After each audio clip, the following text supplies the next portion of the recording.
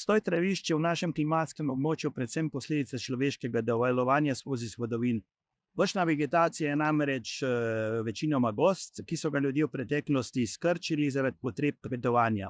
Na ta način so nastala različna polnaravna travišča, ki so danes recimo postni travniki in so med kopenskimi habitati vrstno najpestrejši. Seveda tam, kjer se tradicionalno gospodari, so pa tudi najbolj ogroženi, ker se je pač način gospodarjenja s travniki spremenil.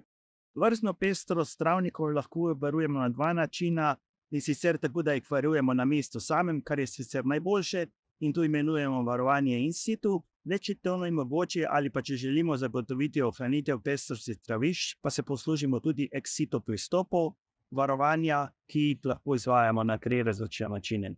Prvi način je, da poiščemo ustrezno nadomestno lokacijo, ki jo zasadimo z rastlinskim materialom, vzgojenim s podobnih travam.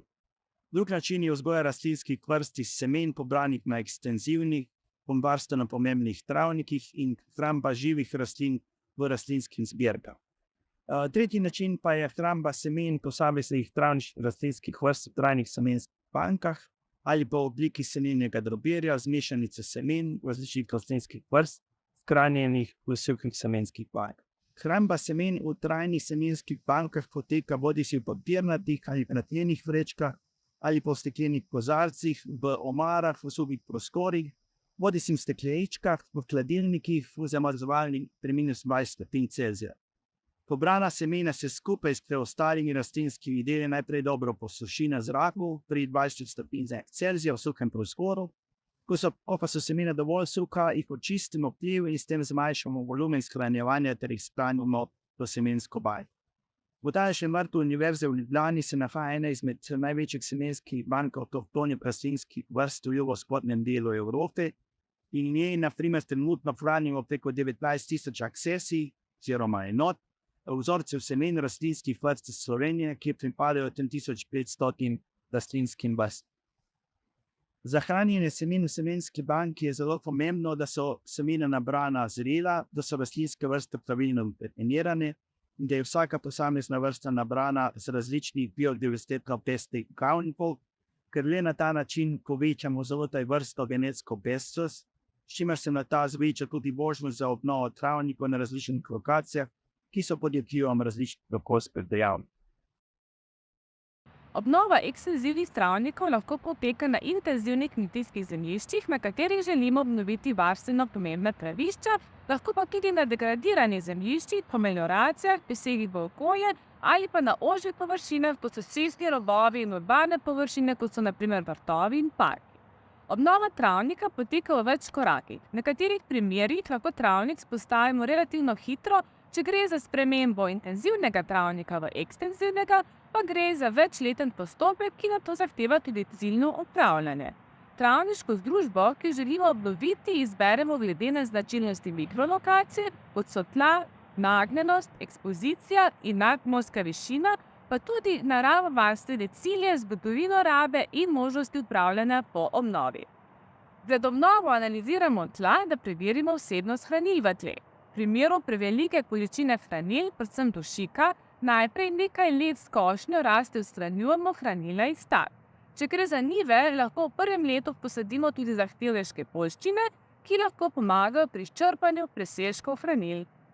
Semenski material za obnovo travnikov mora biti lokalno avtohton, torej pridobljen v bližini tarčnega oziroma recipientnega travnika, ki ga želimo obnoviti.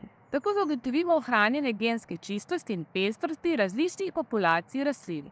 Rastline, ki bodo zrasle iz teh semen, bodo namreč že prilagojene na to okolje in bo zato uspeh njihovega preživetja bistveno večji in bodo na travniku v koevoluciji tudi z drugimi vrstami organizmov.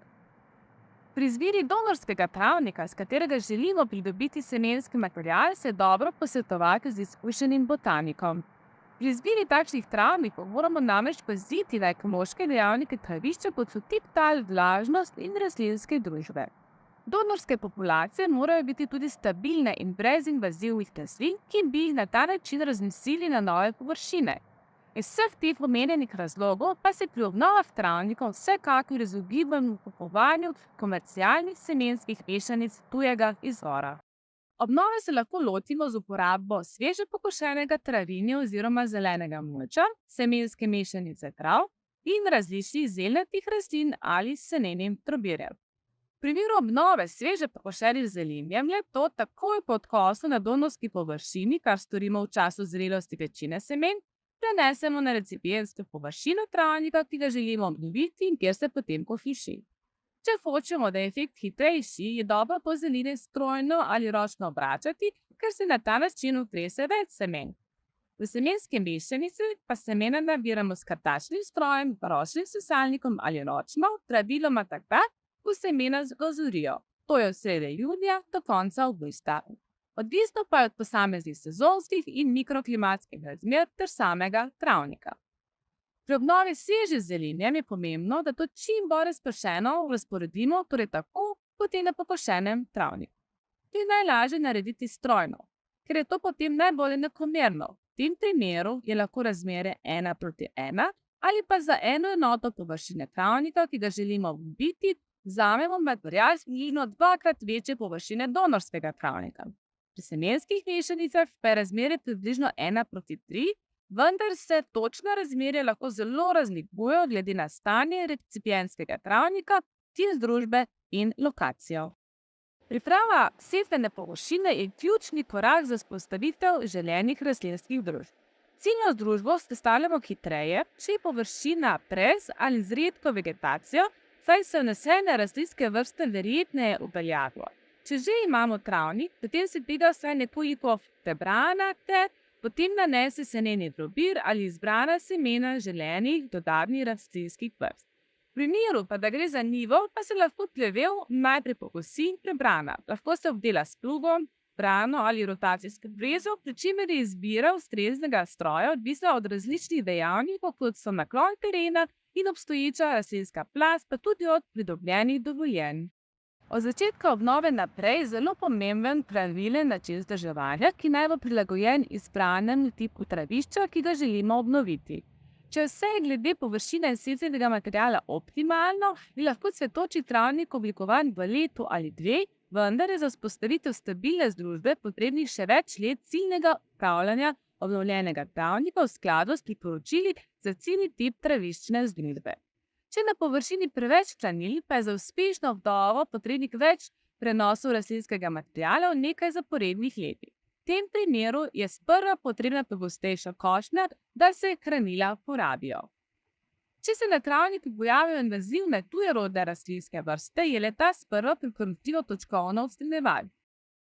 Če pa se razrastejo in na travniku ali njegovem delu tvorijo goste sestoje, je treba število košenj začasno povečati in prvo košnjo izvesti pred njihovim cvetenjem.